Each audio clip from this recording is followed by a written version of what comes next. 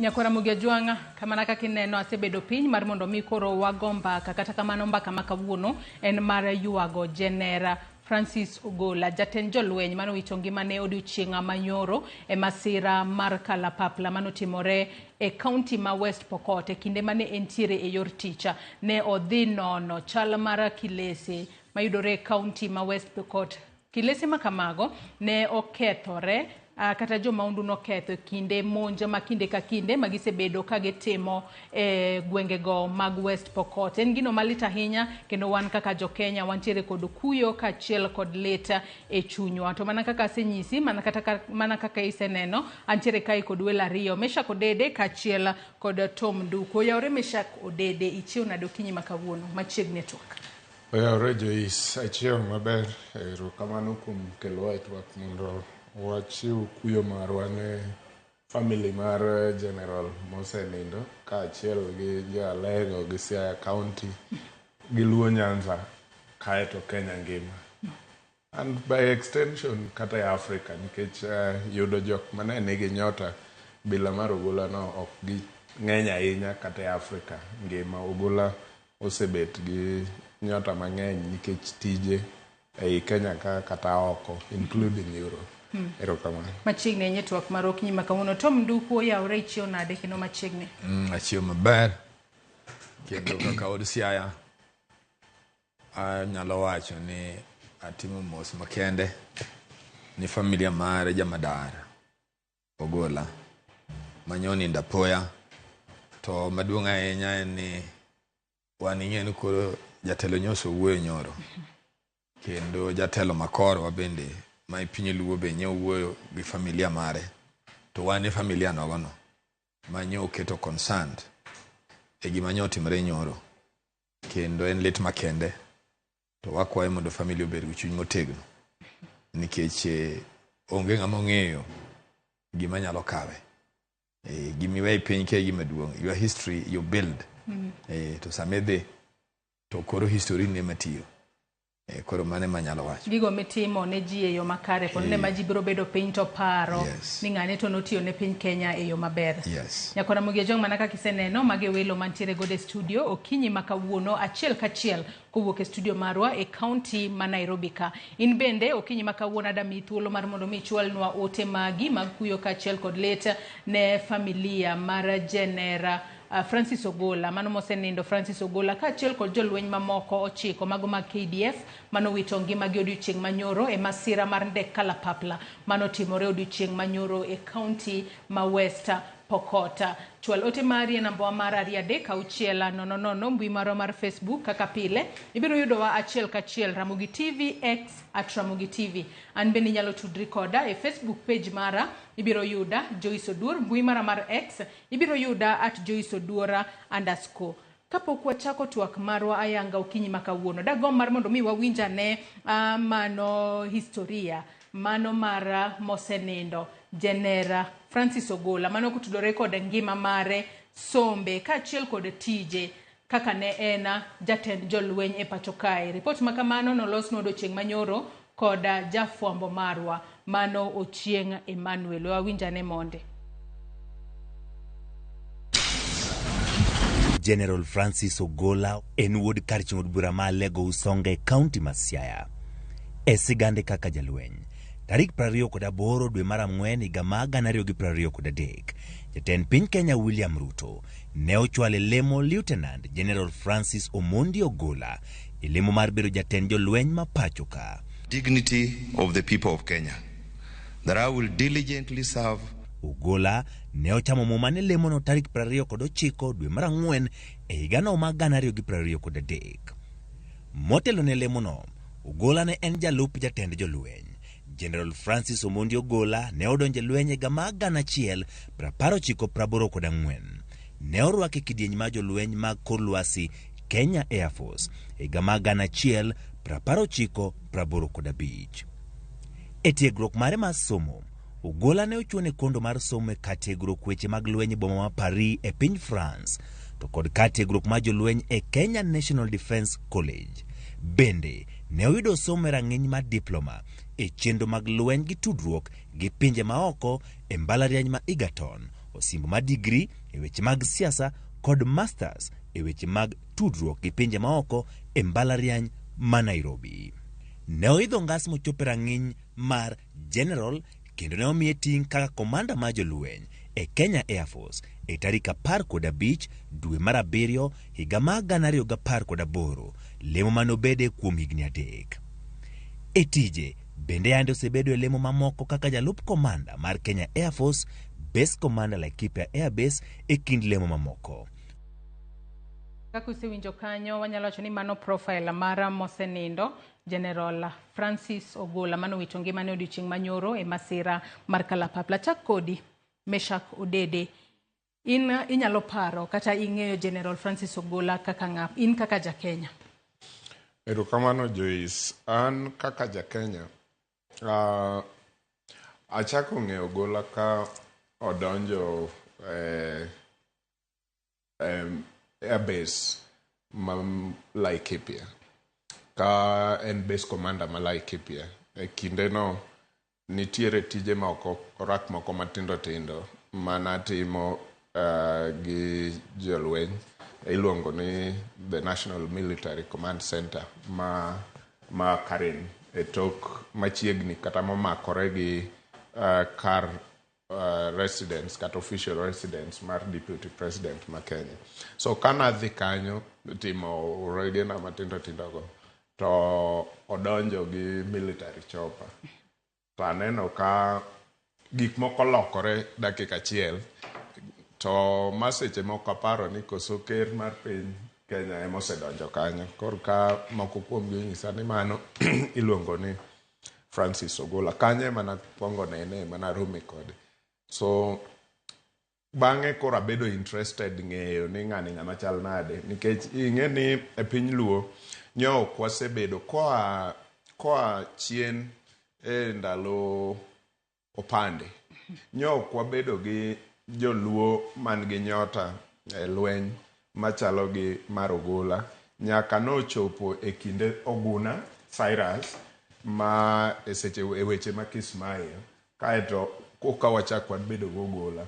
So e kore ka e diere kanyo nyok wabedo gi joluo man gi nyota e kiwango ni mang'eny koa e kinde opande nyaka diere kanyo ma koro wachako bedo gi rank bila manyo Oguna gini obete kabiro nyaka sama koro nyo Ogola ochopo kama ochopeni. So that interest omiyo nachako ng'iyo chien kanyo ng'ani en e kinde ma ne pok oketne nyota manyo William Ruto ketone. Aparo ni ng'enywa koro e Luo Nyanza kata e piny Luo nyose ng'eyo ni nyodhi chopo kama nyo chopeni e piny Kenya kata nyodhi bedo jatend military CDF e piny Kenya ma kata seche manyo weche mane otimore ng'eny jowa nyo ng'eyo ni kanyo ema nyodhiye.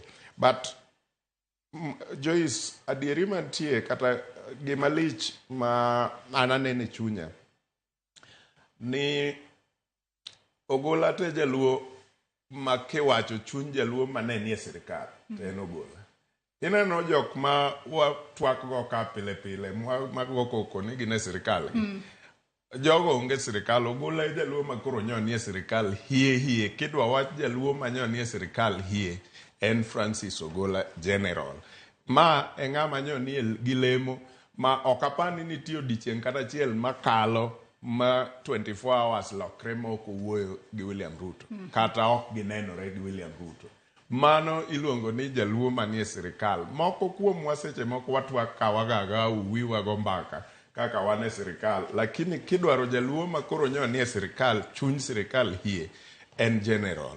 Omiyo wan gi kuyo kaka joluo bed ni manie sirikal go kata manoko. Aparo ni wariwore kanyakla e chiwo kuyo marwa ni piny Luo owito jaluo mane nie sirikal hie.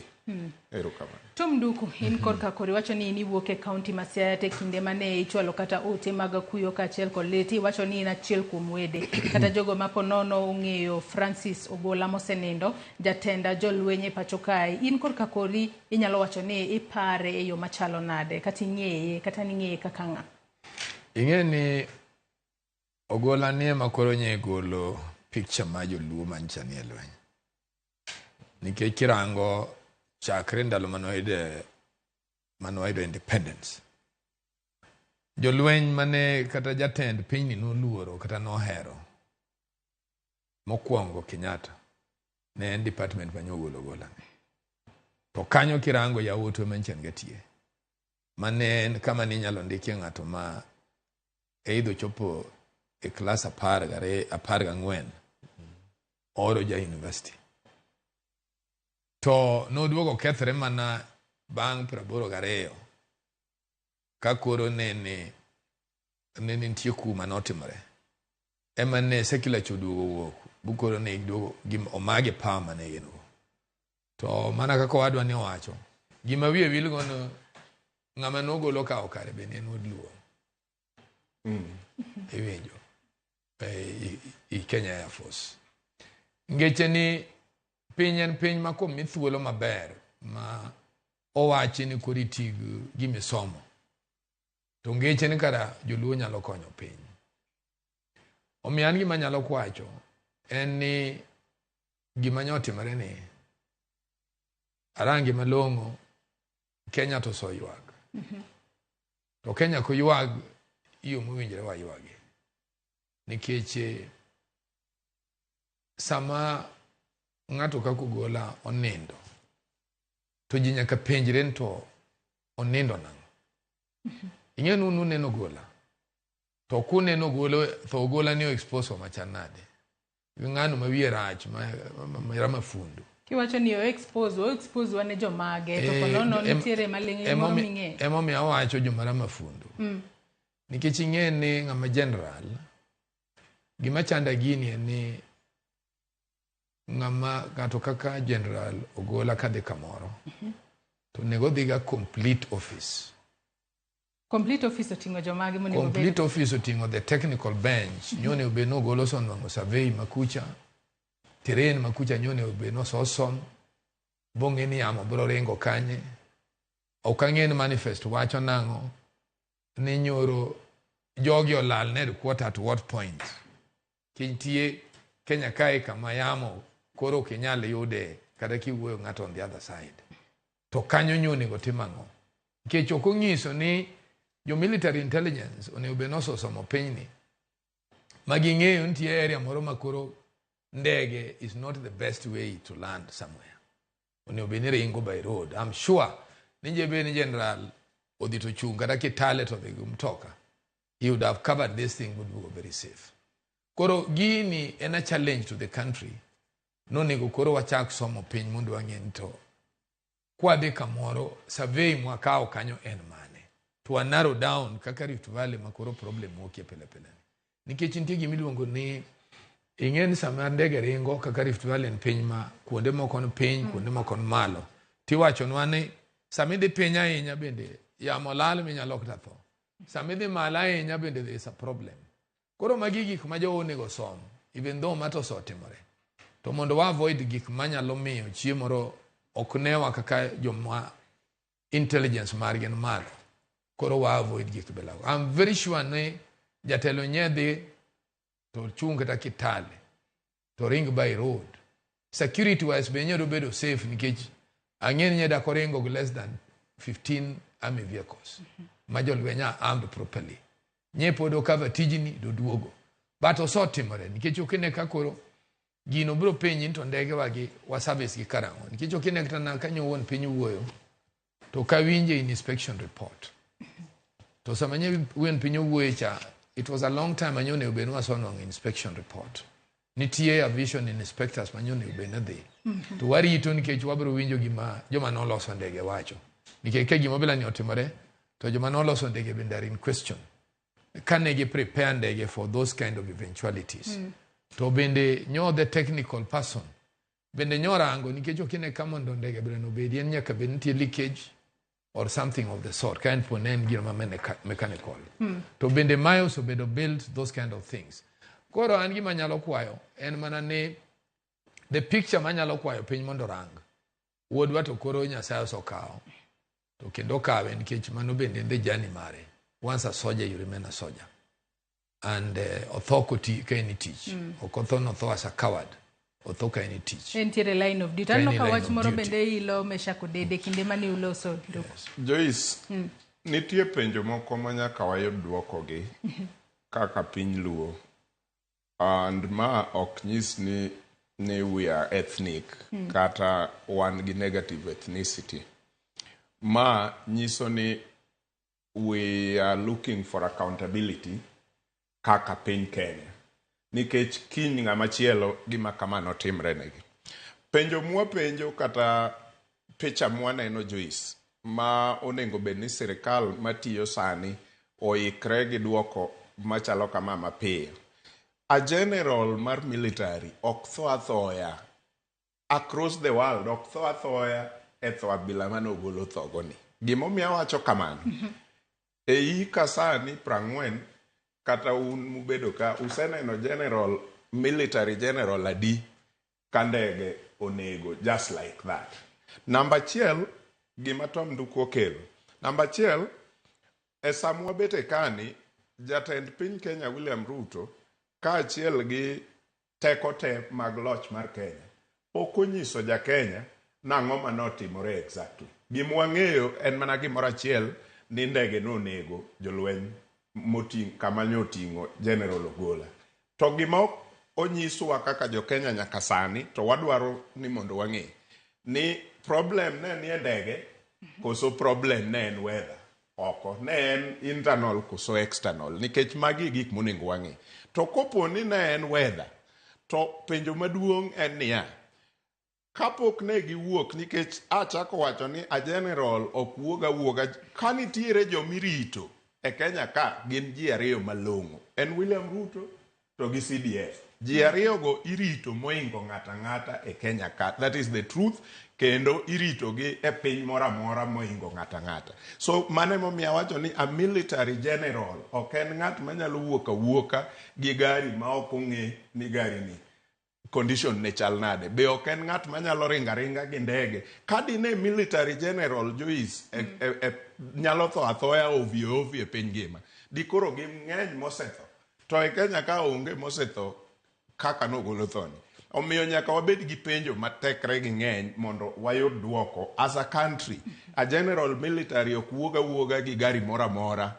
Kata ng'ata ok ting'e. Nyaka driver mariembe ong'e ni kiwango ne chal nade in terms of capacity, technical capacity. Kata kiwacho ni mano penjo monego bed ni wapenjre kaka jopiny, dong'o wach ni bed kitimo nonro. Kose nonro onego bed ni timo, ponono e kinda sa 8 gi dakika 20 mane ndege no olwar, nyaka sama koro jatend piny Kenya ne loso kod jopiny, onego bed ni osetim nonro mod kel duoko kose. Joyce gima wacho chal kama. Kapok gidonje the technical issues, onego bed ni sani ja Kenya oseng'eyo ni problem ne en weather koso problem ne en ndege. Onego bed ni wang'eyo ni problem nowuok kanye. Kapok wadonje the technical, the most technical. Kech ka wayudo ni problem ne en ndege, koka wadhie the technical manyalo kawo thuolo mondo gi investigate gi nyiswa ni mae gima ne rach gi ndege. To koko wapenjore penjo moko ni ma ne ufwenyo saadi kaka the entire military ma Kenya ne ufwenyo saadi ni ndege ni ne nigi problem abilano. Ka en weather to e ka wadhie penjo bila mane Nduku penjo ni general ok nyal dhi adhiya kamoro kapok ni ineno rank mag military gin chiegni rank 10 kowuok e jok mobedo recruited nyaka kama nogola ntie gin okenge 10 mondo ichop kanyo. Ok onyal dhi kamoro ma jok manie okang' mapiny mogik pok odhi kanyo mong'eyo ni general marwa biro ka. Omiyo nonego bed ni military intelligence moko ni kuno jomatindo man piny ka oseng'eyo ni weather maka ndege ok nyal wawere guru kata mondo either waring gi yo kata wakaw alternative means. Joyce penjo ni kanyo mang'eny. Omiyo onego bed ni sani to gin penjo monego kaw ndala 3 kata ndala 4 mondo ekoduoki. Onego bed ni sani waseng'eyo ni problem ne en weather koso problem ne en technicality e ndege.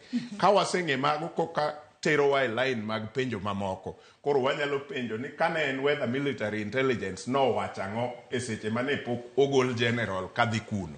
To kane en ndege ufwenyo saadi kaka the entire military ma Kenya ni general udwarengo gi ndege man gi defect. Nikech general e piny mora irito marom gi kaka irito ker mar pinyno. Omiyo mane momiyo nyaka wabed gi penja bilago. Kadi ne en ng'ata to de wawacho ni aisuru mago gik matimore. Omiyo an awacho ni esechegi ok onego oyik Ogola dhi e lo kapod wakia nonro malong'o mar penjogi. Onego bed ni Ja-Kenya ng'eyo niya, ka wanono wayudo nonro maler to wang'eyo niya waiko wuodwa to gini ne ok en negligence mar ng'ato. Gini ne en ajali kaka ajali mora mora ditimre. To kane en negligence to watimo nang'o nikech gini expose wa kaka ndukwa wacho. Koponi military chopper moting'o a general mar military nyalo neko kama to ok wayudo duoko ne. Kare kata president mar pinyni nyalo tho atho e yo mofuo kamano to wabro linga linga. Nikech kamoringe e kama president ringe. Ndeke moringe gi ema president ringo. Sama president dwa tiyo gi military ndeke mag military. Dongo tiyo mana gi ndege ma general tiyo go. Samo tiyo kata gi Air Force One. Donge general ni ema gibedo. Mesha kodede. Yena mar mondo mi imak parono gi kanyo. Gethuolo ni nyisa ni wayudo jaod bura ma Alego Usonga mano Samuel Atandi. Achiel kachiel adwan watwa kode e yor simo. Kalore ni owuok Alego Usonga. Dala gi mosenindo Genera Francis Ogola mano wawito dichieng' manyoro e masira mar ndek kalapapla mano timore e county ma West Pokot. Oyawre jatelo ka intiere inyalo nyiso ni okinyi makawuono intiere kanyi loso koda Joyce Oduor ka intiere e studio mar Ramogi e county ma Nairobi kae. Intiere kanyi okinyi makawuono to in kaka jaod bura ma Alego Usonga to mano mara Genera Francis Ogola omako yo machalo nade kaka jodak e kar chung' od bura ma Alego Usonga. Atandi. Erokamano ahinya Joyce kuom miya thuolo mondo atwak kod nyikwa Ramogi Ajwang' kendo akawo thuolo mondo amos nyikwa Ramogi Ajwang' noyawre uru. Aloso kodi ka Nairobi. Ne onego abed Siaya kawuono nikech ne wan gi nyasi maduong' mar sidho mar rwako wuon General Ogola Joel Okech ne loko higa 100 kiny. Mane wasewinjore gi General Ogola kane waloso kode tich adek ni obro bedo kode nyasi no dalawa ma Lego Usonga kucha. To kaluwore gi masira manyotimore nyoro ni waketho mpango. Koro sani pod an Nairobi. Adwa nawach ni General Ogola personally nyocha en ng'ama osiepna. Kendo asebedo kan close kod family gino kuom higni mang'eny. To en sana nyaka ne obed commander mar Air Force. Wasebedo kawan kode machiegni kabisa. Kendo watiyo kode maber i weche ma Lego Usonga. En wuon kaka General Ogola en jatelo mohero dongruok mar oganda. Kendo nyocha wana kode gimoro achiel. Omiyo tho mare ni mubira apoya ni en tho mamaka wuon kaka Atandi. Sana on behalf of jo Alego Usonga manyicho e kumodakie. Watimo mos ahinya ni familia mare. Wuon gi Joel Okech nitie kendo nyocha orwako higa 100 kiny. Familia ma jo Kakan ma Lego Usonga ma Masumbi mosura ahinya kod osiepe te. Asewacho gokinyi ni tho mar Ogola ok en mana tho mar momako jowa kende jo Alego, en tho momako Luo. Nikech post mogola ngo ni en post ma en jaluo mokwongo bedo go nyaka ne wayudo uru. To nitie post moko urwa kae gin post apana adek.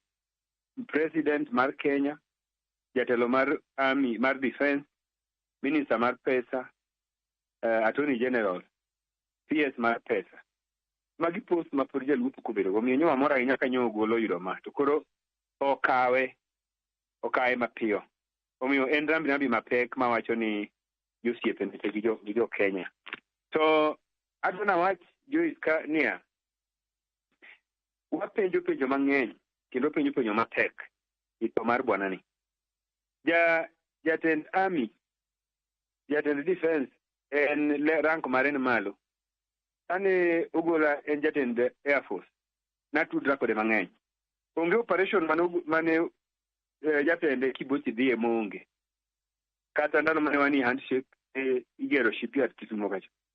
To sasa ma Kibochi obiro Kisumo kanyo to gin gi Kibochi. To commander mar Army benitie. To commander mar Navy benitie. Uchiedre nadi kakoro Ogola commander mar Air Force mar Defense jatend defense, chief of defense, wuotho kende ma kata commanders ne onge moluore. Magi penjo mwapenjo kaka jopiny, kaka jotelo, wapenjo gin behalf of jopiny. Wadwani mondo miwa answers. Ni sama nyo Ogola okawo ndege dhigo Elgeyo Marakwet. Jatelo mar military intelligence ni kanyo. Jatelo mar army ni kanyo. Commander mar Air Force ni kanyo. Magi penjo manyaka miwa kapok watimo iko. Mane gima nyalo wacho for now. To kapok aweyi mar mondo mi dhi mbele kod chenro magi mopogore opogore, wacho kanyo ni ing'eyo mosenindo General Francis Ogola kalore ni wuok kode e gweng' achiel. Po ni nyalo ng'iso Nyakwar Ramogi Ajwang' ni ne en ng'ama chalo nade. To ponono en bugo mane ma oweyo e sekta mar lweny e pacho kae. Kalore ni jolweny bende nitiere kod lit e chunygi kaluore kod jolweny bende nitiere kod lit e chunygi kaluore kod tho mar jatendgi. To ote mane minyalo miyo joluo kachiel kod jo Kenya masani koro nitiere kuyo kaluore kod tho mano mar jatend jolweny e pacho kae, jatelo? Ogola, General Ogola, anyalo wacho ne ok aneno gentleman. Kisewinjo ni ng'ato en gentleman, Ogola en gentleman. Kendo en ng'ama okuno kaka an jasiasa, kano waromo kode to ng'isa ni bwana an ing'eyo an ok jasiasa. En kiromo kode to wacho mana kode weche manyalo konyo development.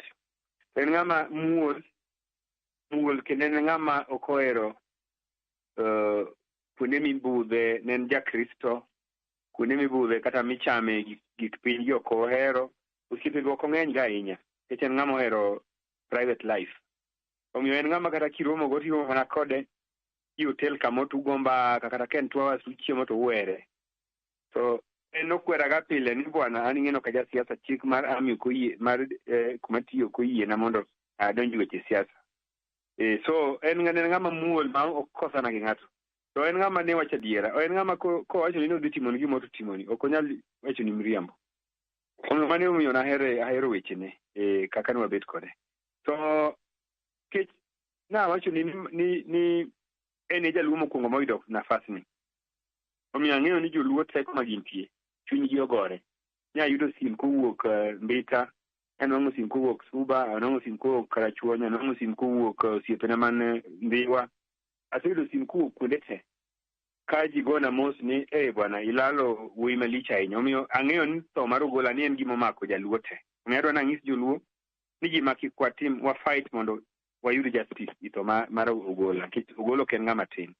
Omiyo kik waling' aling'a nosetho. Awinjo ka jomoko wacho nosetho, to mane kaka Nyasaye nondiko ne samoro. Taparo ni wan kaka community ma wuodgi onindo, wuodgi malich, nyaka miwa answer. It is good mondo wayud justice. Justice biro komiwa answer nang'o manyo otimore, penjo mwapenjogi. Omiwa answer gi eka wanyalo ng'eyo ni at least kwe obed e chunywa. Lakini ka ok omiwa answer to joluo wa fight uru mondo wayud answer ito mar odwani. Erokamano ahinya jaod bura ma Alego Usonga Samuel Atandi. Erokamano ahinya kuom kawo thuolo mari mar mondo mi iwuo kodwa e Ramogi TV kae. Kapo nono ni wadwaro paro moro amora kowuok kuomi, wabobedo kwatudre kodi kendo mar mondo mi imed chiwonwa ler kotudore koda tho mano mar General Francis Ogola, jatend jolweny mano wito ngimane odiochieng' manyoro. Erokamano ahinya Nyakwar Ramogi Ajwang' mano jaod bura ma Alego Usonga, kama General Francis Ogola mosenindo jatend jolweny owuoke, mana kaka waseng'isi ni owuoke kaunti ma Siaya. To ang'e ni kaunti ma Siaya duong'o, owuoke kar chung' od bura ma Alego Usonga e kaunti ma Siaya, mane dala Makakan. Yiena mar mondo mi akaw yweyo madundo, kata kamano kapok wakaw yweyo madundo, aparo ni nitiere wach moro ma anyisi Meshak Odede mar mondo mi imak parono, tiek parono eka wadhi e yweyo mokwongo. Erokamano, aparo ni atudora gi wach ma Honorable Samuel Atandi wacho. Onengo wayud duoko e seche mwakano wuodwa kaka piny luo, kendo by extension Kenya.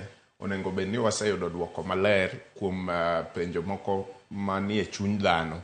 Nikech ka ok wayudo duoko e penjo manie chuny dhano, to wabro dhi nyime gi ng'ur mang'eny, to piny ok dongi ka ji ng'ur koni gi koni. Mondo mi piny odonge yo maber, nyaka bed ni e kinda gi Joyce kata e kinda gi Tom waonge gi weche mang'eny mwakane chunywa ma ng'ato ok ong'eyo. So sirikal owuog oko mapiyo mondo nyiswa ni to ang'o mane otimore. Kaka an on my own behalf anyalo gombo ng'eyo na ang'o mane otimore. Ndege ema nyo tabu nitie koso tabu nyo nie weather, to be nyo tim intelligence malong'o mowinjore gi kama, nikech gini buogo chunya ni ka general nyalo tho e tho abilani to kare kata ker marwa nyalo tho athoya kamano, nikech nyiso ni onge rit ma ji ariyo moriti mana wacho ji ariyo morit mogik e Kenya ka kata e piny ngima gin ker mar piny kaachiel gi military general. Onengo wayud duoko, kendo kama jok ma nie sirikal winjowa to onengo ging'e ni kare jogi te ni at risk, nikech military choppers president tiyogo kinde mang'eny kowuotho kuonde mopogore opogore e Kenya ka. To mana kako rit Air Force One ka kirit, nikech gin ji ariyo gi gitiyo kodgi anytime. Onengo jo Kenya yud duoko e wachni mondo wabed gi kwe ni gini ne en gima ne lwet dhano ok nyal geng'o, omiyo ne en kindeno. To ok wanyal dhi wachikre mbele wachni ne en ajali kane en gima lwet dhano ne nyalo geng'o. Erokamano. Adon wakaw yueyo mokwongo mondi, ang'e ni in bende nyalo bedo kod paro moro to Mnduku, mak mana paro no gi kanyo. Wakaw yueyo mokwongo e twak marwa mar mbako romo kinyi ma kawuono. Med chwalo ote magi, abro bedo ka somo gi bende achiel kachiel e kinde modhi mbele kod twak marwa. Kik idhi mabor.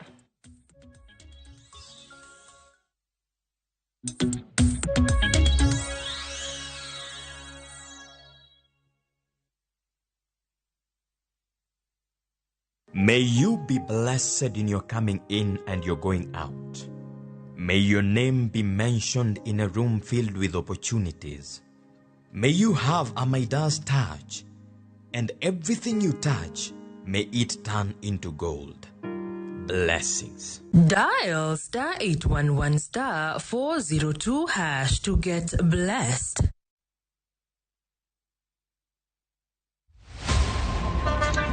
Baya, tuanze kulipa kadi sasa. Na kadi ni cashless. Umesema tunaweka pale? Yako ile namba. Mimi niko na cash. Nisaidie hiyo do na namba yako ya simu. Nakusoti. Kain jawuoth mar matatu e safar machiegni kata mabor. Non kendo yang ni chulo fare mari kokalo e yor mbui. Non ane ka yudo risit mari e simbi. Kama sira ujuki kendo idwaro ni ochuli gi kambi mar okumba. Risit mari kata digital receipt eneno mari ma ibiro golo. Kain wuon matatu dwarore kokalo kuom okumba mari mondo ibed gi yore mag chudo kokalo e lony manyasani. Mondo matatu mari oyud okumba. Mambo ni digital. Tudri gi jal ma uso okumba mondo ing'e mathoth.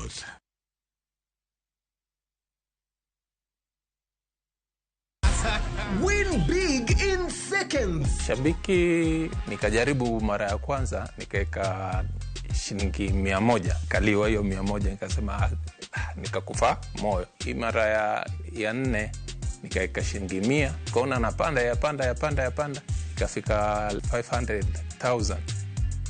Nikamusisha msichana wangu mkubwa, nikaniambia dadi, toa hiyo, usiache, toa. Nikasema wacha tu niendelee tu kucheza.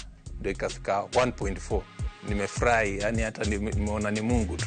Kuna mali nilikuwa nimeshikika ma school fees hivi, alafu na mjengo wangu kidogo ambao nilikuwa nimeuanza. Avieta ni iko sawa kabisa.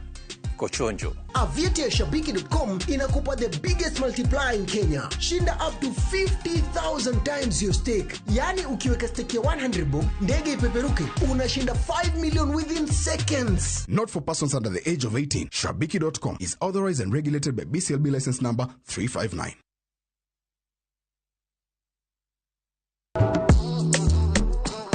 Riuri kodwa gawa pako teko mar thum.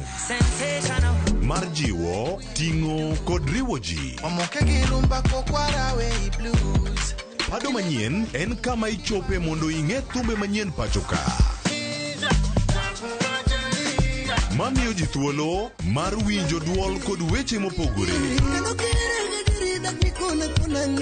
Kik thumbe gi kod ngolo ma ogo mamit bai. Before the camera catch me for 4K. We mondo thum owuo kodi. Pado manyien. Wuok tich nyaka ngeso, saa 5 okinyi. E Ramogi TV. Oh no.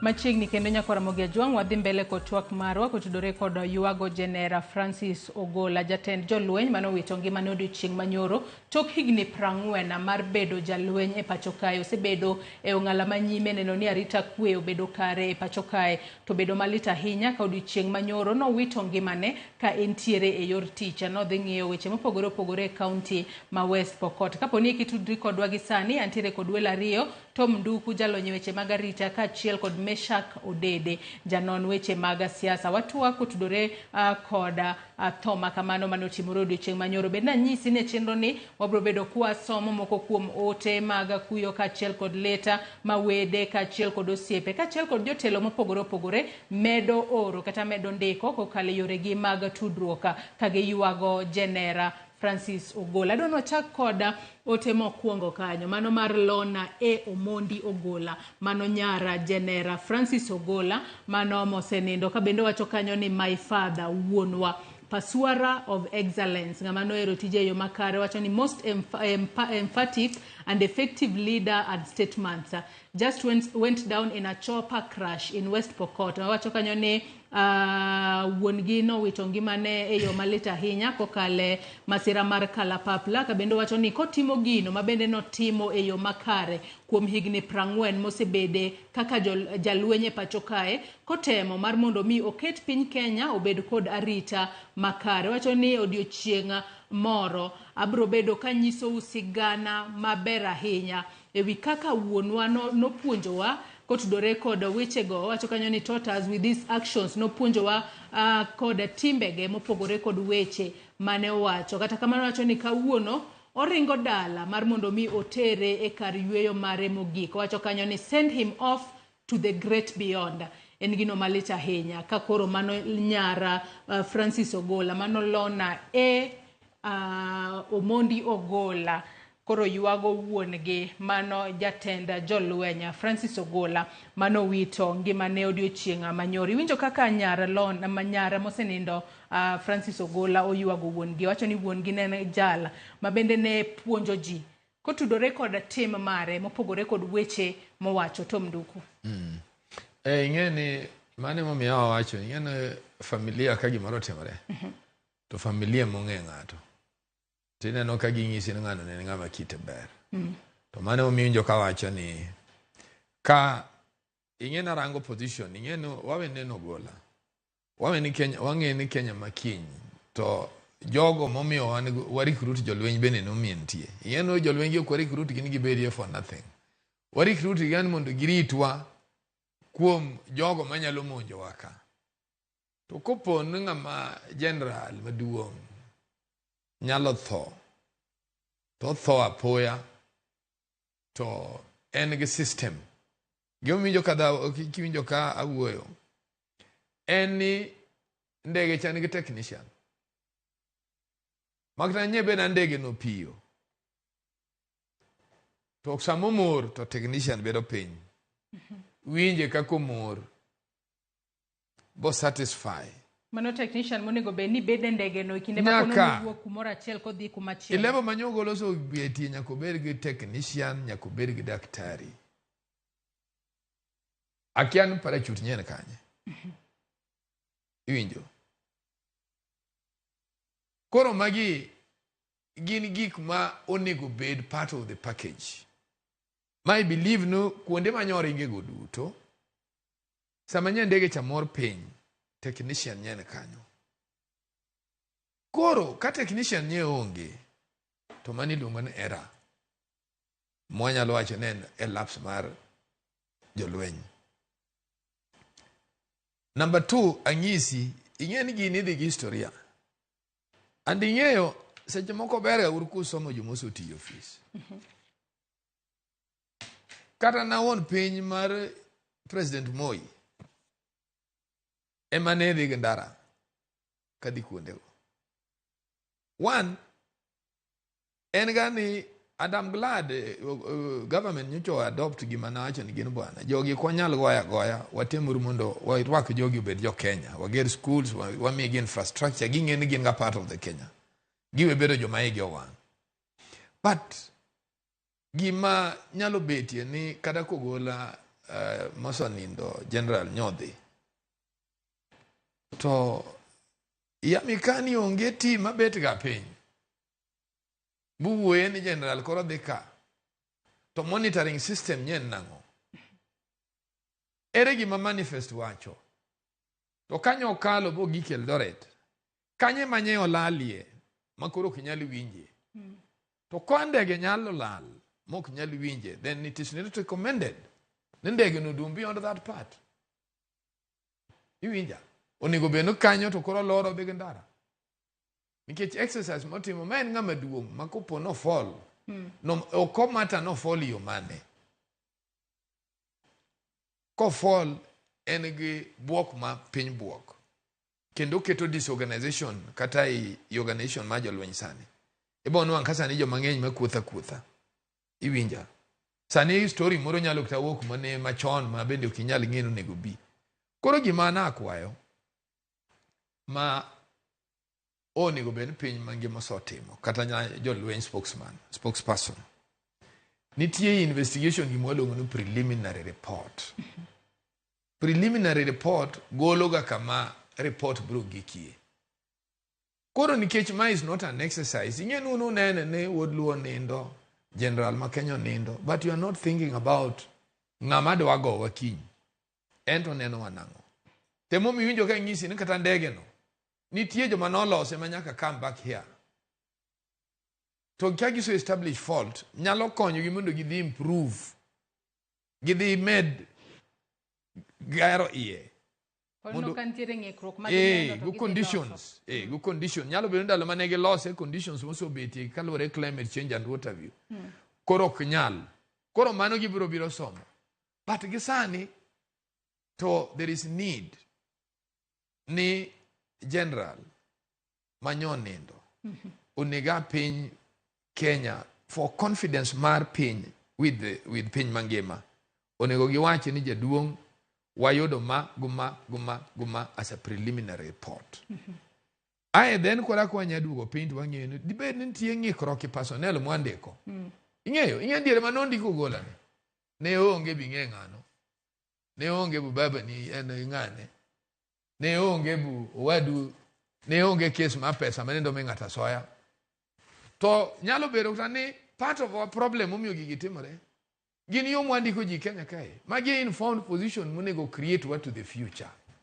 iwinja Joyce mane uwinjo ka nyisi ni magi gik monego bene gero what to the future mondo wang'e ni future marwa wabro timo nang'o from this point koro wawuotho nang'o in terms of teach amor kata gima ker ma piny sani wacho ni king'e ni certificate mikwalo werita mondo aor police omaki wuogi office no Aya adwa ni mak parono gi kanyo kata kamano jachung weche marwa Ken Mugo odiochieng' manyoro nolosonwa report mano kotudore kod historia mano mag ndek kalapapla mag jolweny kata KDF mosebedo kalwar ka mogik nolwar odiochieng' manyoro ka okao ngima Genera mano jatend jolweny Francis Ogola winjane historia makamano monde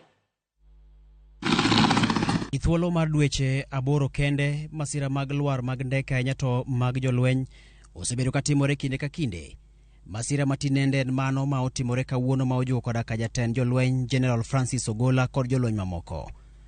Masira ma otimore gweng' Masindar manie tong' ma kaunti ma Elgeyo Marakwet kod West Pokot.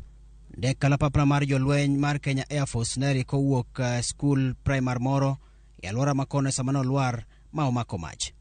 Tarik 20 dwe mar 11 higa mokalo ibiro paro ni ji maromo 3 ne ohinyore bang' ndek kalapapla moro mar ng'ato wuon ne lwar e pap mar ndeke ma Wajir.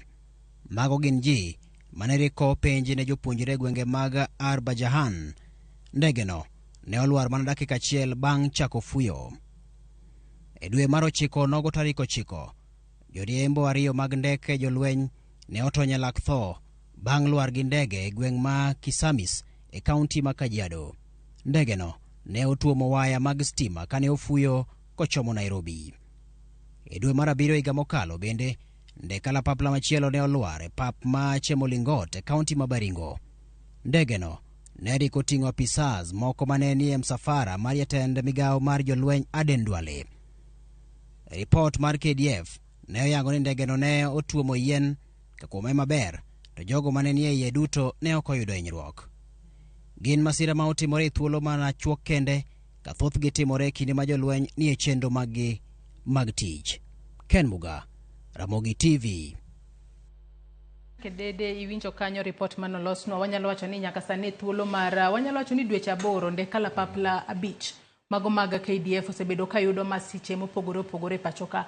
Ponono mano ketowa kaka piny Kenya e yo machalo nade ahinya wang'eni e lweny kae wantiere kod bad jolweny mago kidienje mag lweny adek. Wantiere kod mano mar lowo, pi kaachiel kod jolweny mag kor lwasi. Kwaneno ka ndeke makamagi osebedo kayudo masiche mopogore opogore kata bedo ni mogikni ema koro okawo ngima mar jatendgi. Ponono ketowa kaka piny Kenya e yo machalo nade. Ndekegi bende gin mago monego bed ni nono gi matut kapok ponono gidhi e wuoth moramora koso ang'o monego bed ni timo mar mondo mi tok masira mwaneno ni ponono kik wane moramora ma joko jolweny ahinya to ka gintiere yor tich mar keto arita makare pacho kae. Erokamano Joyce. Tom Nduku nowacho ni gigi expose wa kaka Kenya. Nyiso ni ginyiso dugwa kata ginyiso nyao moko ma wan go kaka piny Kenya. Story ma osiepna Ken Muga oloso kanyono temo nyisowa gimoro ni e kinde mar dweche moko matin waselalo ndeke machal kama. To gimoro wan go e Kenya ka gige military gin gik mopondo. Iwacho ni security issues. Koro gin gik mopondo ma ok obedo exposed ne jopiny. To pondo gino miyo ka nitie nyao moko iye kuno to onge kaka jomoko wuogi mete kwero ne nyao ma kama ok onego wabed godo. Nikech iwacho ni mago gik ma ng'iyo weche ma wang'iyo weche mag security omiyo jopiny ok ong'ere gi gigi. But gini Joyce temo nyisowa gimoro achiel. Gini duokowa back to parliament. Nikech e parliament to koro wan gi jok momi teko gi jopiny e debe mondo ochek gik makamagi mondo Kenya kik bed exposed. Gini duokowa ni mondo water penjo gi te ne the Defense Committee in Parliament mondo nyiswa ni begisetemo timo nonro moko kuom weche machalo kamagi nikech ndege gi ting'o jolweny magwa to jolweny gi moko kuom gi gin wuonewa, moko kuom gi gin minewa, moko kuom gi gin owetewa kata nyiminewa. Ok wanyal expose gi mondo ting' gi ndeke ma nyalo gore agoya piny sa asaya kata nyalo wang' e kor yamo sa asaya. Kopogore gi mano, ka jolweny ema waketo mobedo exposed to an extent ma ok gin safe, to gine monego bed ni giritowa e Kenya ka ging'iyo borders magwa from external aggression, then how are we safe? Nikech ka dipo ni wasigu dimonjwa to owuok gi ng'wech onego bed ni gilawo wasigu gi ndeke madhi wang' kodgi e wi yamo kata ndeke madhi gore piny anyhow. Nyiso ni ok wan safe waduto as a country. So it is a big concern to us as a country. Ni ka going by the report ma Ken Muga noloso no, onego bed ni the committee, the Defense Committee in Parliament ma bende kata mana mesa mwabede ni mago achiel kuom gik monengo los part of chenro mamoko. Kanitiere mbunge moramora mawacho dholuo ma inyalo kel kuondegi to kel gi uru mondo gimi uwe tips matin ni gin en kaka mbunge obede committee mar defense be gisel temo nono e gik machalo report bila ma Ken Muga oloso mondo wang'e ni jolwenjwa ni safe. Nikech ka gin safe, eka wan bende wan safe as a country. Tom Nduku korka kori kaluwore koda historia mago mag ndeke kalapapla mag jolweny mosebedo ka yudo masiche mopogore opogore. Nikech thuolo mar dweche 8 en thuolo matin ahinya to aseneno crashes 5 mago mag ndeke makamago. En gino ma ponono nyalo bedo ni keto penjo ni adiera ndeke wago gin kama kare mar kata rito piny Kenya kapono ni koro joma undu oamua ni koro erowe wamonj piny Kenya kokale kor lwasi. Ene kirango ndeke ariyo kanyo gifall under inability mar jo armed force wegi. Ndege nyalo gore piny pilot poko somo bo itimo maber. Ndege nyalo gore piny ni ng'ama somo weather ni pilot bende is wrong. Ndege nyalo gore piny kich mechanical. Koro gimone go bedi ma jo parliament osowe mako timo. Where are the reports? mag ndege gi kose gin gidhi narango ni jolweny okwalo pesa. Ong'ere gima rach gi Kenya kae en ni wan pesa mitnwa mologi maber makonyowa. Tibiro nwango ni gigi timore nikech kata spare part ma seche moko biro en spare part ma ka oloso ndege to ndege ok nyal bodho kata dweche 6. Koro gigi walosre uru, an ing'e jawacho wach moro, kwadwa ni Kenya ogere, walosre uru wawe uru gik moko. Kendo wawe timo gima jomoko notimo. In moyudi ni inti ere kaka iwuotho from kamichakere. Wawe rango ni ng'ani ne ka ng'ani nokwelo ng'ani odhi. Ng'ani ok omaki ng'ani otim. Mago koro wae uru. Wan moyudo wani ere kaka wakonyo moving forward. Wadwa we piny machanade. Ing'e mae piny kende Joyce. Malop sirkal ng'ato uso buno milion 300 budhi chak bedo go mwandu. Wal kide ka Tanzania kae inyalo na puro puodho to ok nyal mi ni uso. To yieni mondo ipidhi cham kabisa. Kada Uganda ka. Kenya kae ma inyalo nwang'e ng'at ma kada skul ok odhi malongo to soyo gajo utese mo kata uso lo ten go pesa. En mana Kenjwa ni. Omiyo Kenjwa ni ji olosre. The truth of the matter is ni gimogoyo Kenya Armed Force sanini in a big agenda than what people are thinking. Wawe kaw gini as a mere accident. Jatelo ni na victim ma circumstance. But it looks like things are not very good. Omiyo gimana nyalo kwayo. Gimana che Kenjwa ka. Ni Kenjwa ka jipoko distinguish. Bedo ja Kenya. Gu bedo ja multiparty. Ingen one samwago siasa. Ekan ja ODM. Lakini samwadu wane Kenya losre. To we are thinking as a country. Koro kata wacho mabaraj. Ibende kawiye kuom mawacho gi. Ariyo nyaka berintie mabeyo. Tinge Kenya kaendi eni and gima ina no kode de wajoni. The fact ni jogo kubedo audited. Kaga ngama jatim nonro. Anyalo ngisi kuonde ge magik mokoriche mogi. Iwinjo. And that's why gini expose wa marach. An gima nyalo kwayo. General Tokoro Sodhi. Kendo dhi samarach. Kendo dhi samakuwinjire. Gima wakwayo moving forward. Kikwa listen to this kind of things. Iwinja. Kori yengi rangisro kumangisrega during holidays kande. Ma parachute kande. Koro ka parachute okinyal konyo general mondo lor sa danger. Nikech I'm even wondering. Kata na akiani so nene commander mar USA Karengo. He has 3 jets. Maringi dire. Just for salvage. And 3 jets. Katangwen. Samodin, Kagame was an important mission. Nyoen kama nyuro general okodi adiaga helicopter kende. Odhi ndeke mamoko. Ma in case gimoro timore, idwa evacuation. Onyalo dum katimore charodhi. I'm very sure na helicopter no nyo ka helicopter mo nyintie nyodo gam jogi. Kada nyeni tie yo ma dosim go kata gino. Nyintie some technical issues manyedo kiti. Somewhat deal with pin. One in an era of technology. Sani wasomi penja mamako, how do they handle their internal problems? Erika kwa wotoga. Sani onego bene okwa bed yok moko mapod karana ambulance kende ruango. I'm sorry ni general chako neno general gi mosa uchelu utien. Eka general chopo Nairobi ka. And onge preliminary report na nikech ntigi kwanyo nego tim ni general at the scene. Magda kopo ni kano gi. To gitimo maracho nikech oni obeni gino some wa confidence moving forward. The father of the nation oni obeno so wuoyo wacho na joga uso tiyo maigi maso yudo atimo mos jo Kenya mani wabro neno ka wabro timo moving forward. Omiyo kwadwa ni mondo ineno ka MP Malego Usonga korendo koro kendo wuoyo kind very bitter. And okwadwa gimoro mabro nyiso bro miyo jo Alego Usonga ka kuikali ale dhi nyime to gigo koko. Iwinjo. Koro adwaro ni mondo gimwatim wan go joma donga e piny luoka nyisi ni gima mora kabisa. Momi neno kanu kadwa oro rambirambi nikech jakom nyoro rambirambi on our behalf kaka wodwa maduong kaka ngama spokesman ma the community. I would urge him nikech duonde would be very important in this. I would urge him makaka jolwenyo kudwa no bed briefed. There is a need mondo gibed kode piny. Ene mantie kuonde moko monyalo kuyo wach. So an gima nyalo wacho ni technology marwan piny, let us improve it. Mae gimo miyo gini koro timore. Nikech piny masani ne ndege nyalo ringo kamoro ma karano especially in Rift Valley. kama nitie a lot of terrains and velocity and so many things. Without even another ndege maluwo general. That was a mistake.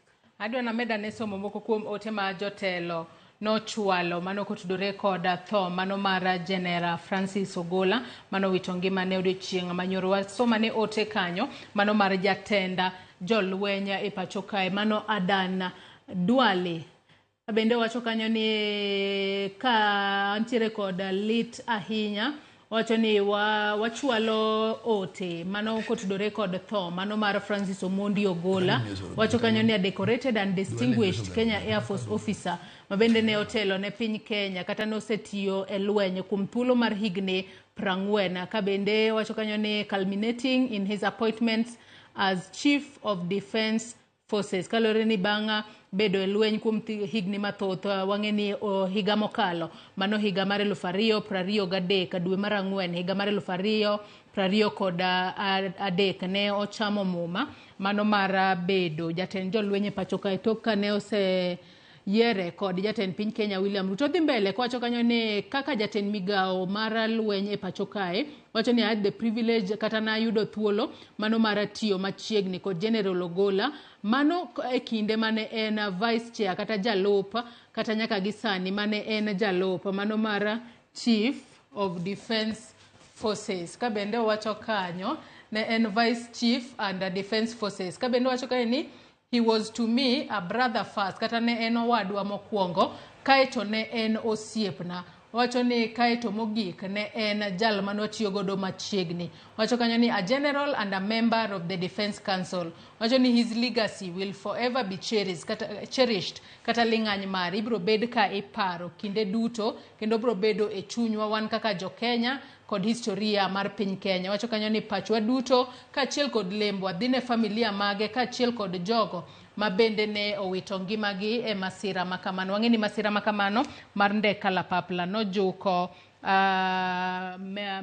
nojuko General Ogola kaachiel kod jotelo mamoko mago jolweny mamoko 9 mabende nowito ngimagi e masira makamano. Bende nitiere ote machielo bende wamanyo ote machielo mano mar jotenda migepe Musalia Mudavadi en bende ne ochwalo ote mage mag kuyo kaachiel kod let ka oyuago mano General Francis Ogola mano wito ngimane odiochieng' manyoro e masira mar apaya. Jotelo mopogore opogore bende chwalo ote mage mapacho kae kaachiel kod mawuok e pinje maoko kangwa yudogi wabro bedo kwasomogi achiel kachiel. Musalia Mudavadi wacho kanyo ni en lit ahinya ka bende kora riwore kod jo Kenya kaachiel kod jolweny duto e pacho kae ka wayuago tho kata wayuago General Francis Ogola mano jatend jolweny e pacho kae kaachiel kod jolweny mamoko 9 mano wito ngimagi odiochieng' manyoro masira mar kalapapla e kinde mane gintiere e yor ticha. Wacho kanyo ni kaluore ni negichiwore mar mondo mi giti ne piny Kenya mane gima koro bro bedo e pachwa kaka jo Kenya kata mane gima wabro bedo ka waparo gi godo kata obedo ni githo wabro bedo kwa paro gi kamano. Wacho ni e kinde gi makoro wantiere lit kaka jo Kenya during this difficult time wacho no chwalo ote mage mag kuyo kaachiel kod lit ne familia jolweny duto kaachiel kod jatend wacho ni jolweny duto kaachiel kod jatend piny Kenya William Ruto mwang'eyo ni en Commander in Chief of the Armed Forces kaachiel kod jo Kenya duto ochwalo negi ote mag kuyo kaachiel kod lit kotiko kanyo ni may their souls find eternal peace. Mago mana moko kuom ote ma jotelo medo chwalo kaluore kod tho mano mar General Francis Ogola kaachiel kod jolweny mamoko 9 mano wito ngimagi odiochieng' manyoro e masira mano mar ndeka kalapapla mano timore e gwengego mag West Pokot odiochieng' manyoro. Ka dhi mbele kod twak marwa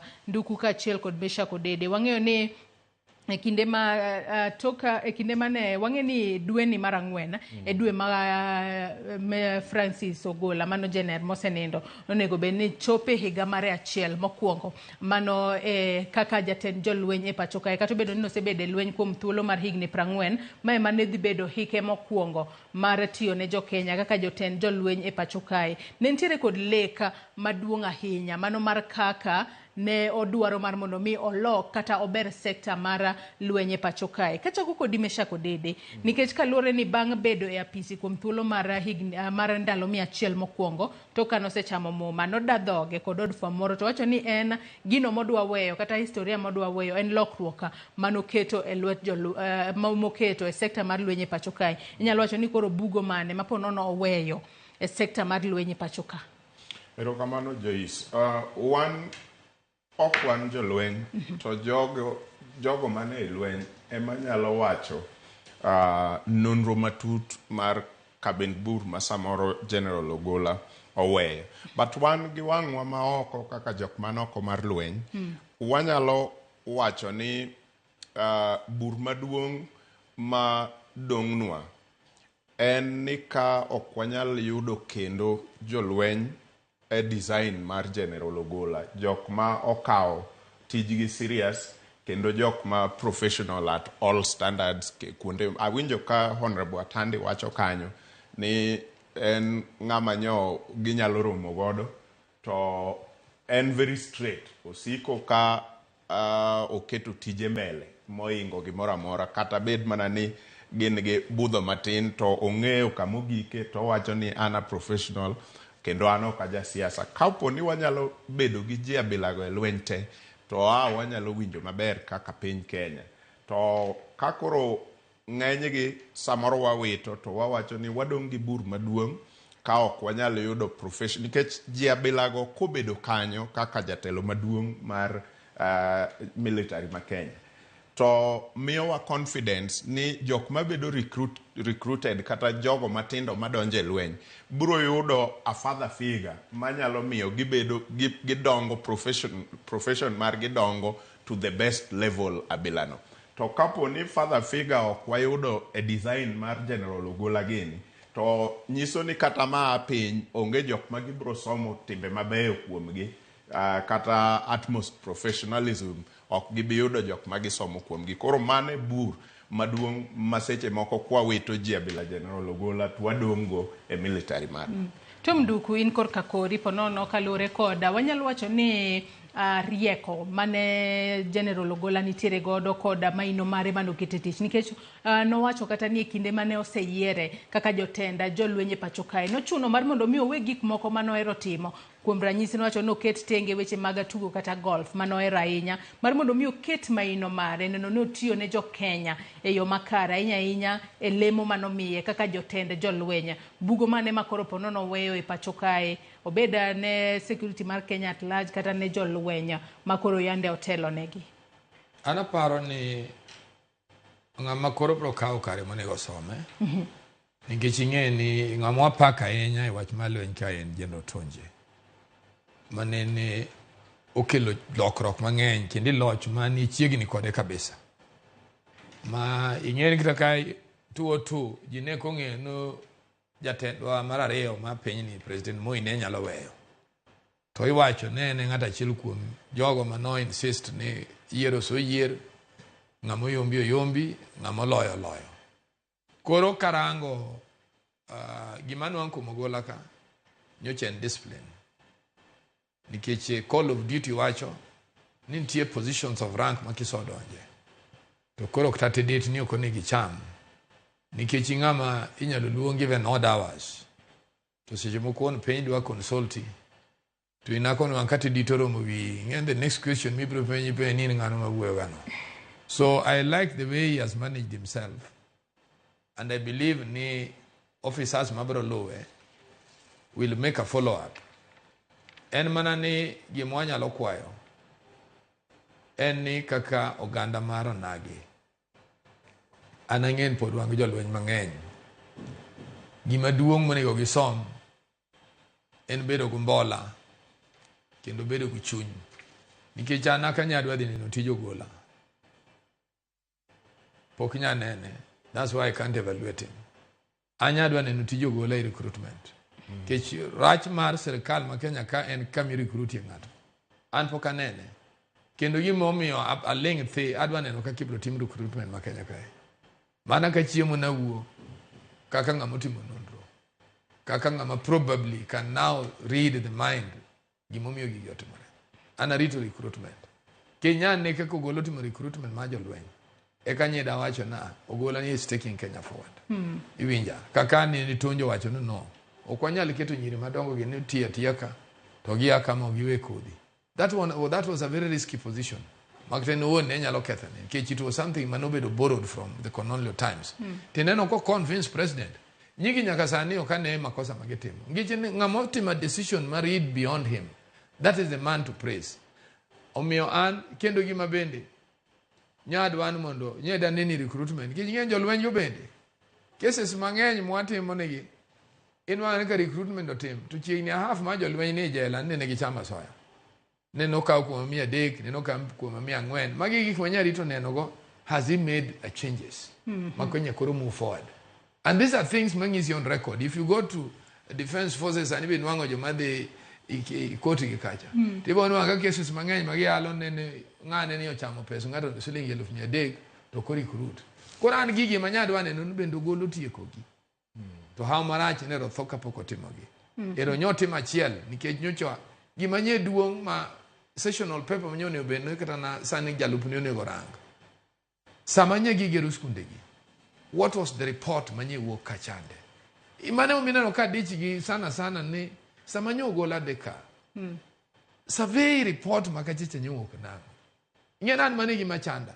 Mar jogo maponono no chopo kuro mar mondo mi ono mondo loso yo ne jatende. Nyocha nitie jomo so daki area no. Dongi gigi nche gero gi jolweny. Nyocha gero gi jomo konono. Gero gi jolweny. Nyocha giwinja ngo. What informed him? Iwinja mondo chop kama koro bendo dhi. To jo logistic in his department. Be nitie report manyo chopo kama koro en modhigan. Yenan magi gik ma chanda nikech ing'e ni emomiyo rito report my inspection.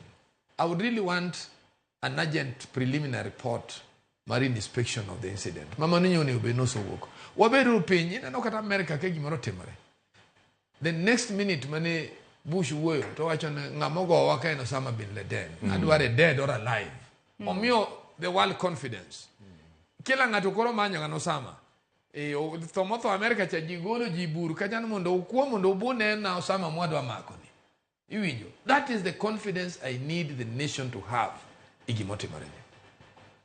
Iwacho kanyo makare ahinya kendo aneno ka Meshack Odede oyiere kodi ahinya kaluwore kod gigo miwacho ni nyaka sani koro ponono warito mar mondo mi obi omenynwa maler gino mane otimore kotudore kod ndek kalapapla manoluara odiochieng' manyoro. To bende wanyalo wacho ni General Francis Ogola mosenindo e jatelo makoro wanno ka otiyo kuom thuolo matin kende kaka jatenda jolwenye pacho kae to gikone to owito ngimane e masira mar ndek kalapapla. Dago mar mondo mi wawinja ne report mane otimnwa odiochieng' manyoro kod jafwambo marwa Chris Owino malero kaka General Francis Ogola ne oidho e lemo e ngas mar tije e yore mopogore opogore nyaka sani koro nowito ngimane ka en jatenda jolwenya e pacho kae. Mano Ogola's shortest stint in power and how he ascended kalure koda thuolo mane otiyo babange koro okawo lemo mar bedo kaka jatenda jolwenye pacho kae. Wawinjane mondi. Mano report mano losnwa kanyo kod Chris Owino.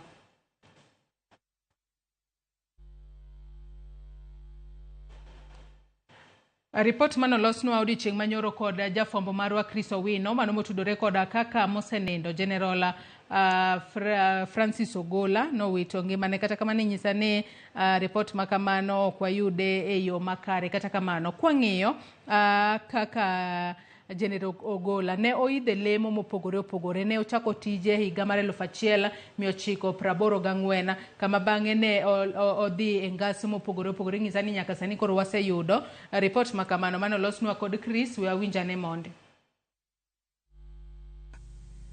General Francis Omondi Ogola ne okawo loch kaka jatend jolweny tarik 29 dwe mar Ang'wen higa mar 2023 bang' Robert Kiboshi dhi e rutaya.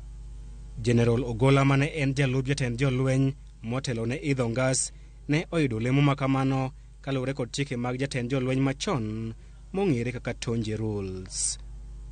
E bwo chike mag Tonje Rules, lemo mar jatend jolweny en gima luorore kowuok e kidienje 3 mag lweny. Kaluwore kod chike mag Tonje Rules, tend jolweny onego luore kowuok e jolweny mag lowo, bang'e to jolweny mag pi eka jolweny mag kor polo. General Robert Kiboshi ne owuok e kidieny mar jolweny mag lowo kata Kenya Army kendo ne okawo lemo makamano kowuok kuom Samson Mwathethe mar jolweny mag pi. Mwathethe bende ne okawo lemo makamano kowuok kuom General Julius Karangi mar jolweny mag Kenya Air Force. Mayango ni jal mane dhi kawo ka Robert Kiboshi ne nyaka wuoge kidieny mar jolweny mag polo kata Kenya Air Force, gino mane omiyo General Francis Omondi Ogola ema ne nyaka gwel kaka jatend jolweny. Mabiro kata doko ni jatend piny William Ruto ne omieno General Ogola kod chilo matemo maye telo e ywarok mane okwako lendo ma jatend piny e yiero mar 2022 e karo mar Bomas of Kenya. Ruto kata kamano ne oyawo chunye kendo wacho ni oonge ywarok kod sigu moro amora kod General Francis Ogola. General Ogola ne oyudo puoch mogundho kaluwore kod sombe manyangafu e pacho kae kod pinje ma oko. Chike mag tonje yango ni jatend jolweny nyalo bedo e apisi kuom thuolo mar higni 4 kata wuok e apisi poni ochopo higni 62. Mae yango ni General Francis Ogola ne onego oge apisi higani bang' chopo higni 62. Kata kamano, masira mar ndege e kaunti ma West Pokot ong'ado safar makamano. Chris Owino, Ramogi TV, Nairobi. Mosenindo General Ogola ne nitiere kod geno mano mar ting'o malo sekta mar lweny e pacho kae, kendo ponono ne nitiere kod geno ni biro bed ka imede thuolo mano mar telo kata bang' chopo higni 62 mano sechopo ma oyangi kaka higni ma jatend jolweny onego bed ni retire godo, to kata kopogore kod mano bende pod inyalo med gi thuolo mar telo kuom thuolo mar higni 4. Mesha Kodede wantiere kanyo kod Tonje Rule ma yango kaka telo mar lweny onego bed ni luorore kaluwore kod welo mano mar kaka jatend piny Kenya William Ruto nowalo godo Francis Ogola kaka jatend jolweny e pacho kae. Pao ni Tonje Rule ni mano tigodo hie kosepo nono ng'iyo historia mare kako sebedo kotiyo e kidienje mopogore opogore mag lweny mano telone kapok oyiere kaka jotend jolweny. Erokamano Joyce. Nitiere interview moro mane President William Ruto otimo gi ute fwambo kendo e wach ni anyalo paro ni ne owacho ahinya, paro ni en station achiel kuom od fwambo maru moro kowacho ni ne en gi thuolo, ne en gi ji mang'eny, but oko ka to wato nwaneno ka nikech osebedo practice chien kanyo kendo nitiere ji 10 mane ponono ne inyalo milemo makama according to watch mane president wacho. Koro it is about wachne to gi gima jopiny ong'eyo, kata kowacho adieri kata ko wacho adieri, nikech gima jopiny oseneno katimore mosebedo ka a practice koa e kinde tonje no ne luorruok mar gini kowuok e Army kadhi e Navy kabiro e Air Force koluorore kamano. So sama jatend piny Kenya kata president ne wacho nwa ni ne en gi thuolo mar ji 10 mamoko, ok wang'e ni ji 10 go ne chik no oyiene ni no nyalo kawo e Air Force kanyo, to ji 10 go chik ni bendo yie, kata chik mar military bendo yie ni inyalo we jok motelo kagi midhi kawo ng'at mar 10 chien. Omiyo kanyo to ne ok ayie gi wach mar jatend piny Kenya William Ruto ni owacho adieri. Gimwang'eyo ni Tonje Rule is in application, is in force, kendo emomiyo General Ogola koro nobet ni the next in line. To kopo ni ker wacho adieri, to kare sani be koro bede gi ji 10 go elsewhere ochako miwa kendo nikech Luo Nyanza nigi jotelo mang'eny e military, obede seche gi ema koro approve wrong ni ji 10 ka ne en go, kata sani be pod en gi ji 10 go mamoko kuom gi pod nyithi Luo omiwa kendo machielo. Aneno ka Tom Nduku ndeko wiye kinde ma Mesha Kodede ne loso. Tom Nduku in to korka kori ng'e gima rach ano kaduoga politics some experts kamidware an expert opinion. Kanya the president was wrong, we know gima dhi nyime, nitie semoko ma inyalo tamri ng'ato, but chance ne that is his chance. En wach ni mondo ilos your chemistry kaka idwa deal kode, omiyo mano ok en gima dwa debate. Gima pok ang'eyo ma era neno ka e lapse wokie ma always happen in the political line and how do you finish your term. Nikech okine ka koro nenre ni jo Navy madhi kawe. Kech kori assume ne Air Force otiyo. Koro kato bedo ni tijgi obedo cut short. Emergency ne ma dware ni mondo dhi olos kamikete itonje rules. Mondo donji, mondo ket harmony e lweny. Mondo jo lweny kik ne nikech mano ting'e ni onyalo open bende gik maricho. Ma jatelo moro chiemo bende ng'ato nyalo timo gimoro mafani to ng'ato achielo donjo. Koro gik bilage mwadino. Ng'en mae to wawacho no en apoya. Koro apoya ni miloso gimoro masimo konyalo miyo ng'ama rach timgo gimoro. Koro an gima nyalo wacho. Wach president okadwa wuoye mago politics. A structured team kaka ma jolweny you can't interfere. Nineno kutaka giwacho ni Mugabe ni woke. Mugabe left. Koro gin kendo kinyal handle kaka idwaro. You can only handle them kaka chik dwaro. Kendo ibedo ga hau kabisa. Kin go jolweny ma discipline. Mama no be moso konyo Kenya ka. Gimone go jatelo mora lama ga e Kenya ka. Ne wasobedo go jolweny ma very disciplined. Emo milongo ni the disciplined force. Magara kirango tetemesho mare president mara ariyo ma Kenya. Jolweny ma no restore. Iwinjo jolweny gi. Ne jolweny gi bendo pogore diere dak Kenya beti. Kada kanyirango kanyo chwagore 207. Jolweny were very quiet. And you may not know emissaries mane gioro Jakom. You may not know emissaries mane gioro Kibaki. Mondo pinyo bere ukwe. Kada between one piny marangwen manyoro ni. Okinya ng'e emissaries manye gitimo. Waso bero ga very disciplined force. Omiyo leaders wo ga wuoyo carelessly. An mane manyalo kwayo. Leaders wo ga wuoyo carelessly.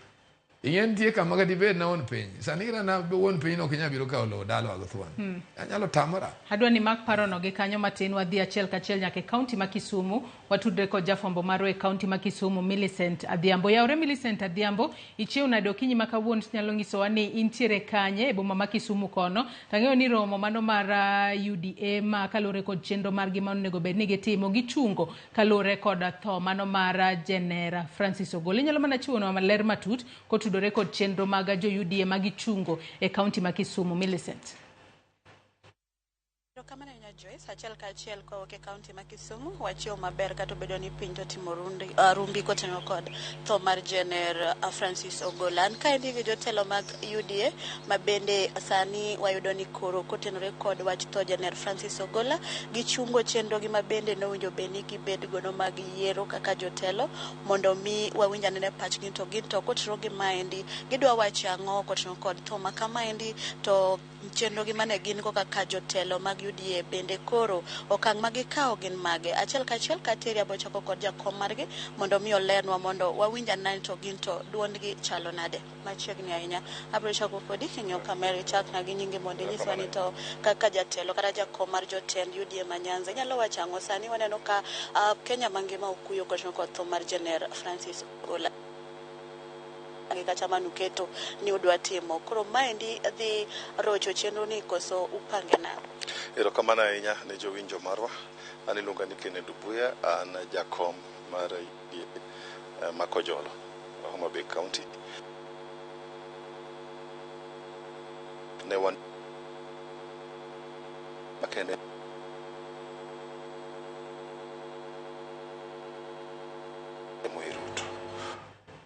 Nyakora Mugejong wagoyo mos kanyo wantiere kod ng'ekruok e yoro tudruok mano network atheko matin kanyo e kinde ma Millicent Adhiambo loso kod jotelo moko mag UDA kaunti ma Kisumu ka gin bende nyaka sani koro gidwa oro ote maggi kotudore kod tho mano mar Jenera Francis Ogola jatend jolweny mano wito ngimane odiochieng' manyoro. Pod waloso weche mag tudruok kod Millicent Adhiambo kangwa selose e yo makare to wabodoka kono mar mondo mi watudre kode achiel kachiel. To bende anyisi ni jotelo mopogore opogore nooro ote maggi ne jo Kenya familia ka achiel kod jolwenya tok tho mar jatend jolwenya Francis Ogola. We asoma ne ote mano mar speaker mar od bura mamalo mano Moses Wetangula. In bende ne oro ote mare odiochieng' manyoro ka bende wacho kanyo na stand with a reverence together with the nation and our disciplined forces, grieving the tragic loss of General Francis Omondi Ogola, the Chief of the Defense Forces.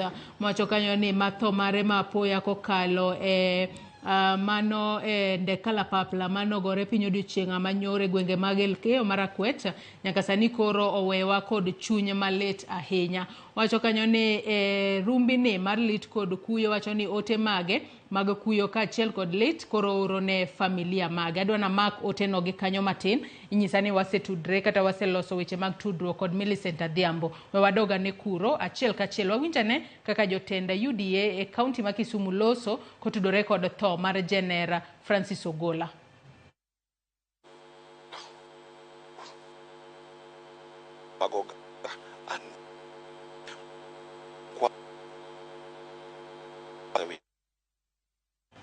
Aya, amedo goyo mos kanyo tudruok odage. Watieka ne ote mano mara speaker mar od bura mamalo Moses Wetangula ka bende antiere kanyo ko wacho ni this summer moment wacho ni ochwalo ote mage mag kuyo kaachiel kod leta ne familia kaachiel kod mago mag familia mag jotelo mopogore opogore. Wacho nyingi kanyo wantiere kod Brigadier Swale Saidi, Kanona Duncan Keitani, Lieutenant Kanona David Sawe, Major George Benson Magondu, Captain Soru Mohamed, Captain Hilary Litali, Senior Sergeant John Kinywa Mureithi, Sergeant Cliffons Omondi and Sergeant Rose Nyawera magiduto kaachiel kod General Ogola ma duto no wito ngimagi e masira makamano e kinde mane gichiwore mar tiyo ne piny Kenya e yo makare. Wacho ni jogo ma oyudo masira makamano, may the bereaved find solace in knowing that he died while steadfastly serving his country with honor and defending the cause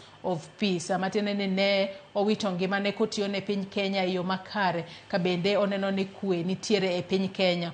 Wacho kanyo ni his unwavering commitment to duty remains unparalleled. Onge ng'ata ng'ata manyalo pimo kaka ne ochiwore mar tiyo ne piny Kenya ka bende oweyo chien ling'anya ma ibiro bed ka iparo e piny Kenya te kata tok kosetho kaka jatend jolweny manotiyo ne piny Kenya e yo makare. Otieko kowacho kanyo ni may their souls rest in peace. Mano moriwo Jener Ogola kaachiel kod jolweny mamoko 9 mano wito ngimagi odiochieng' manyoro e masira mano mar ndek kalapapla mano timore gweng'go mag West Pokot. Nyakoro moge jong moko kuomu bende neno ka chwalonwa ote. Adwa nasoma ne mana ote matin kende ma uchwalonwa achiel kachiel kokalo e Facebook. Kata kamano inyisa ni Millicent Adhiambo waseloso tudruok wawinjane kaka noloso e kaunti ma Kisumu kod jotelo mag UDA. Ma en coordinator mar UDA South Nyanza mangima awakaw thuolo ni makende lo chama ma UDA kaachiel kod joherawa mag chama mondo watim mos ne familia mar General Francis Ogola kaachiel kod jolweny go duto mane en go de wuoth mane gin go Marakwet. Watimo mos kendo en chuny mobuok ahinya kaluwore gi mano timoreno, to wan kaka oganda wakwayo ni maendi en thuolo ma nyaka wariwre kendo wawuo ka waywak kanyakla nikech maendi en chandruok moriwo kanyakla. Elo chama mar UDA Nyanza kaachiel kod mano pangi Homa Bay County mano winjo timre tarik 26 dwe ni, wawacho ni eyo makende ka waywago wadwa kendo wuodwa kendo jatendwa kaluwore be ndala dek mar ywak mano ogol gi President William Ruto. Wachungo duto chenro te mag UDA mane timore Nyanza mangima kendo wadhi kwayo National Elections Board mondo oyie mondo chor kendo reorganize calendar mar election mondo mi wachiw thuolo mar ywak. Kao kamano akaw thuolo makende mondo wakwa kanisa kaachiel kod jowa duto mondo walem ne familia mar Ogola kaachiel kod jogo duto bende moyudo hinyruok kata motho, to gi kwayo mar chango haraka ne jolweny 2 mano oyudo thuolo mane ok otho e chenro ma ajali mano timore. Kamano Nyasaye mondo bed kod ogandawa. Nyinga Joshua Nyamori aloso kuom UDA ma Kisumu County, and adwaro ni mondo agomos ne family mar General Ogola, ne President mar Republic of Kenya ma en Commander in Chief, and ne jolweny te kuom tho mar General Ogola. En a national disaster and wakwayo kwe kamoro amora ma jokenya nitie, especially oganda wa ma Luo. Wageno ni General Ogola being ni ne en ng'ama ohero kwe, wabiro nyiso kwe sama waywage kendo encourage jokenya te mano ohero General Ogola mondo bi oywag General Ogola. Lastly, ni General Ogola kanyo obiro ka one of the things when you biro ng'iyo kanyo wa Marakwet nyone go beno biro Kisumu en ni wan kaka office mar UDA ma Kisumu County ne wandiko ne mwakwaye ni mondo bi one school miluongo ni Nyalunya mondo bi one ka jolweny nyalo konyowa rehabilitating the school. Anyose committee mano biro gi technical staff ge. Unfortunately wawito mano wageno ni pod wabiro tiyo with the armed forces to make sure that those projects are done as legacy ma General Ogola. Mana kamano Joyce winjo paro mopogore kuom jotelo mag UDA mawuok e alwora ma Nyanza ka bende gino magikwayo oganda mondo mi giketo ruok e seche ma bende rumbi omako Kenya mangima koting'o kod mar Jener Francis Ogola. Ka kamano magi achiel kuom weche bende pod omedo lumo kaendi kopogore gi mamoko kod ng'anyo mar lakteche obro medo kelo nwi kaka gimedo tuch e kaunti ma Kisumu. Joyce an kuomi mondo idhi nyime kod mbakoromo. Erokamano ahinya Millicent Adhiambo ka intiere kaunti ma Kisumu. Wawinjo kanyo yo makare kaka jotelo mag duond bura mag UDA e kaunti ma Kisumu loso kotudore kod tho mano mar Jener Francis Ogola. Erokamano Millicent Adhiambo, inyalo medo luonwa wach makamano kaachiel kod weche mamoko matucho odiochieng' ma kawuono e kaunti ma Kisumu. Nyakora Mogejong bende adwaro nasoma ne ote mano chwala kod speaker mano mar Senate pachoka Amason Kingi ma en bende ne ochwalo ote mage mag kuyo kaachiel kod lit kokalo e yor tudruok mar X ka bende wacho kanyo ni nind gi kwe General Francis Ogola. Wacho kanyo ni tho mano mar Francis Ogola kaka jatend jolwenya e pachokae e masira mar ndege mano midhiambo mar odiochieng' manyoro kaachiel kod jotelo mamoko ochiko kaachiel kod jolweny mamoko ochiko e pachokae owewa kaka jo-Kenya kod bwoka kaachiel kod lit kod achiedh nade mang'eny ahinya. Wacho ni e loya kaachiel kod lo od bura mar Senate ma pachokae achwalo ote mag kuyo kaachiel kod lit ne familia kaachiel kod jo-Kenya makoro owito jogegi kaachiel kod jatend jolweny e masira makamano. Kata kamano bende omedo chwalo ote kwacho kanyo na chwalo ote mag kuyo kaachiel kod lit ne familia mag jolweny mamoko chiko mano wito ngimagi e masira makamano mar kalapapla mano olwar piny kowacho kanyo ni kinde mane gidhi e chenro mano miluongo kanyo ni Maliza Uhalifu in North Rift region kalone ne gintiere yor ticha. Wacho kanyo ni kaka jatend jolweny kata kaka Chief of Defence Forces General Francis Omondi Ogola ne tiyo tije e yo makare, ne ntiere kod ting' maduong' ahinya maneno ni piny Kenya obedo kod arita makare mana inyanya kowuok kuom joma wuok e pinje maoko manyalo bedo ni biro kae mar mondo mi oroch chal mar arita. Wacho ni wayango kata wadhialo General Ogola kuom timo tije e yo makare kata kuom keto maino mare e weche mag tich kaachiel kod neno ni piny Kenya kata bedo jal manohero piny Kenya kod jal manohero tije e yo makare. Otieko kowacho kanyo ne okwayo mar mondo mi ringre General Francis Ogola kaachiel kod jolweny mamoko chiko mawito ngimagi e masira makamano. Nyasaye oket chunygi kama okwe. Ka bende wacho kanyo ne also wish the two officers ma bende nyaka sani koro yudo thieth e od thieth mopogore opogore okwayo negi changa mapiyo ahinya kaluore kod masira manojukogi odiochieng' manyoro. Nyakora Mogejong in bende aneno ote magi kata kamano nyisa ni thuolo marwa madhi karumo. Tom Nduku ang'adi kapok itieko wach moro. Wach makamano angiriwariwa kod wachni mogik kaluore ni thuolo marwa madhi karumo kinyi makawuono. Nduku ng'eni mokwongo akia ni kelo jo UDA notimang'o nikech ing'eni gin gintiere kod ratiro mar chwalo ote mag kuyo kod lit. Kana nawuoyo tamogi. Gin gi ratiro mar chwalo ote mag kuyo kaachiel kod lit kaluore ni ma en wach momako jo-Kenya duto. Obed ni in ja ODM, ibed ni in ja UDA, ibed ni in ja duond bura moro amora. Ma wach momako jo-Kenya. Nyaka pog politics in serious issues. Anawe nigi wuoyo kaka yaot oganda mag Luo. Nikech bedo UDA to ok lichnwa. Gima lichnwa ni wawito ng'ama duong'. To koro waywage kaka oganda. Namba 2, okine kitana kaka obuya mosiefna kata speko tamare kiko Nyasaye odani kiko wuo. Koro gima nyalo wacho mogik en ni ing'eni Joyce bangi ni timore. Ing'eni Kenya ok en a disciplined country. Bangi ni timore, I'm very sure ni ker machon Uhuru Kenyatta nyeng mana mapiyo buonyerere 30 Uhuru Kenyatta nyeng that message. Raila Amolo Odinga nyaka be nyen gi that message. To nyoro joko ling bunyaka president emogolo wach matho Ogola. Jolweny given nitie senior army officers kata command force mar Kenya Defence Forces manyen gi that information to nyegi ling nikech mano prerogative mar president. To gimanyara acho nani within a minute to inwang ka jo mani UDA go emoso chako oro message ni rest in peace. Ngiso how careless we are as a country. Omiyo gik bilago jo intelligence ma Kenya ka obed ka discipline jo gi through president. Omiyo president okaw gino matek. Nitie gik ma owen president. Kata sani ema president moro machono nindo. Ngata ok nyalo wacho mak mana president ema nyaka land. Koro gine manyalo puonjo jowa mondo joonge. Erokamano ahinya Meshak Odede wachni mogik e bwo nyiriri 30 thuolo marwe morumo igolo waka. Erokamano Joyce, adok mana kuma nwachake wagombo kaka nyithi Luo kata oganda Luo ng'eyo adier mar gima notimore.